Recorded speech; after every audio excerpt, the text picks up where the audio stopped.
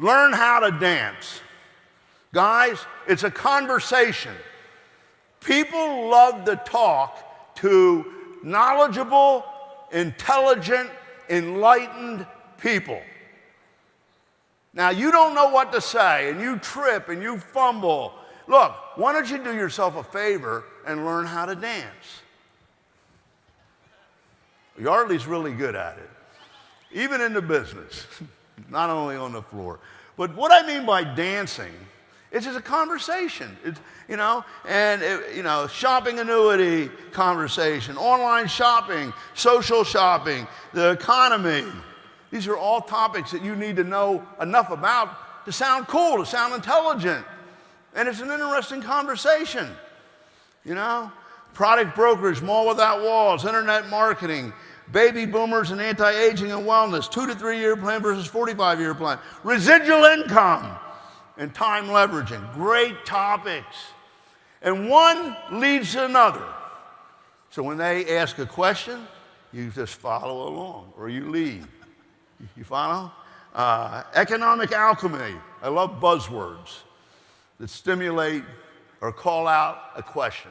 And if they don't ask, they're obviously mentally shut down. Tracking system. I love the tracking system. Ability to track, just like in the movie example, person to person, and what they spend and what they buy, and give everybody 100% credit without dilution to infinity in order to earn. So, tell the story of how it got created. Collective buying power forces prices down and gets a piece of the margin that we put into a financial instrument that accrues and pays you. The establishment wants to keep us apart. There's going to be a revolution. Unfranchised versus franchise, Plan B, OPC3, and this incredible product that I cannot say what it does because they become medical claims. But everybody else talks about the things that it did for them. And it's just amazing. All you got to do is try it, and you try it for a month. If you stop taking it, you will see the difference and get right back on it. Young entrepreneurs, one-to-one marketing, the university majors, they're all great topics, right? So you know these. You need to know them well enough that you're not gagging, or being mentally constipated. No, you're cool, man. You get this? And it's all about priming the pump. So you see, the concept of the pitcher pump is that there is unlimited water down there. Here, unlimited residual income.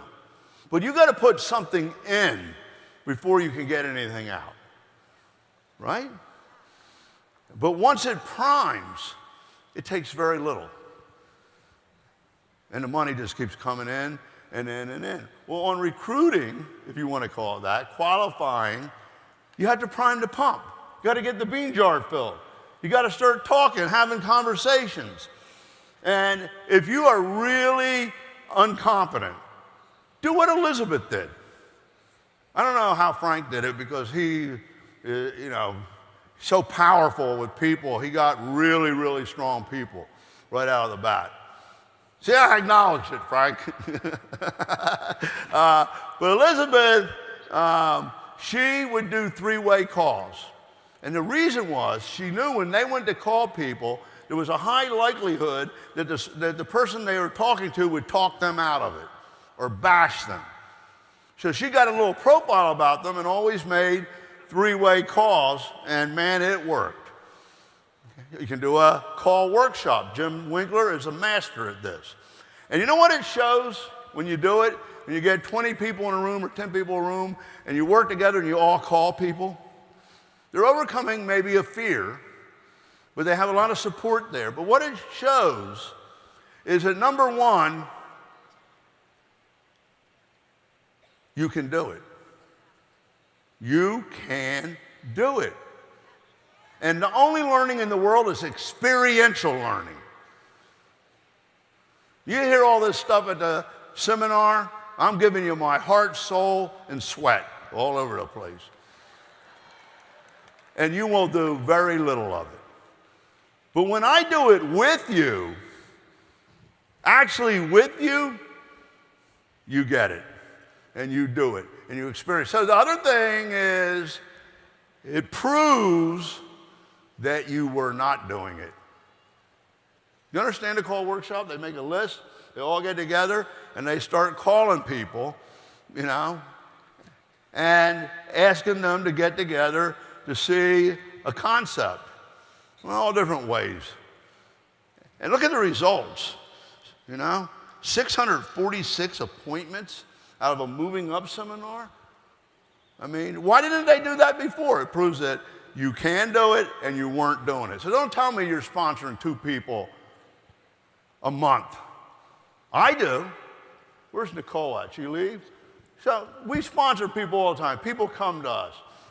Nicole has been a stable or waiting UFO for many years.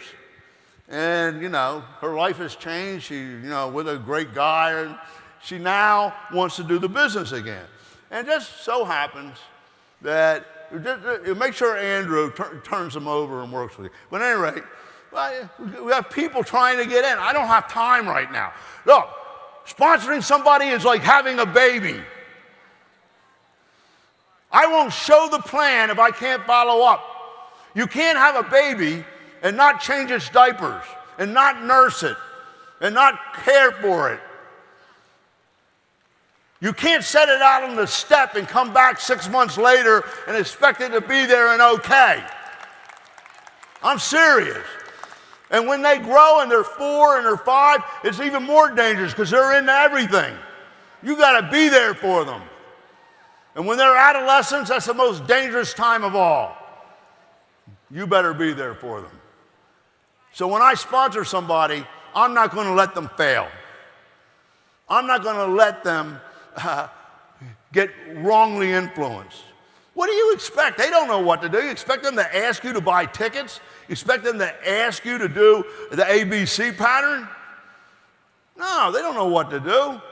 You got to bring them up, and it's a big responsibility, and it takes 6 months of nurturing, living with them, in order to have an income like Frank has for the rest of your life. That's the bottom line.